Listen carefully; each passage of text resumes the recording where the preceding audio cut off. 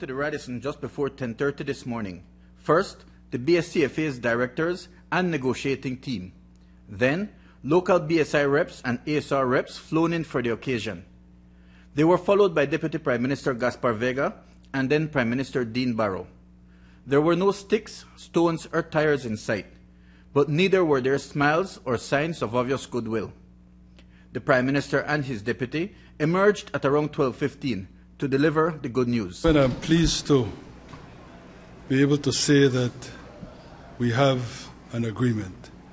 Now, of course, it is subject to ratification by the general membership of the B.S.C.F.A, but at this level, the level of the directors and the CEO and the B.S.C.F.A's negotiating committee, we have an agreement.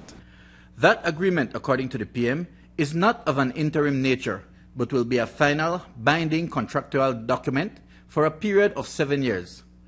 The negotiating team has given up ownership of the cane and have accepted a payment of 51 cents per ton of bagasse. There's an acceptance of the 51 cents with the provision for a review after 3 years and discussion about the possibility of an increase depending on whether or not Belcogen is profitable at that point. What about the subsidiary products or the byproducts, future byproducts? There's an agreement on that, if in fact there were to be any future byproducts, that would become the subject of negotiations between the B.S.C.F.A and A.S.R. B.S.I. The Prime Minister seemed relieved and optimistic. A.S.R's Machlachlan was not quite as optimistic or open with details of the discussion. I don't want to elaborate too much on the discussions we've had. I only want to say a couple of things. One is I believe we've had some very constructive discussions today.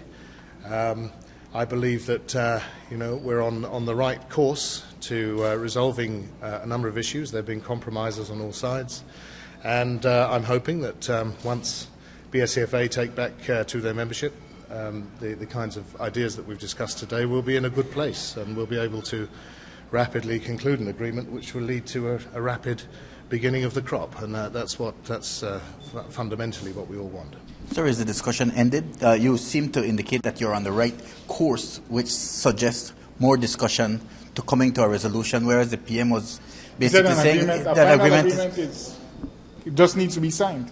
Well, basically, I don't want to prejudge whatever is going to come out of the B.S.C.F.A meeting at the weekend. We're very clear on our position, and I think we've reached, as I said, a very good point to be able to arrive at that position of signing an agreement early next week. As both the PM and Machlachlan made clear, everything rests in the hands of the cane farmers.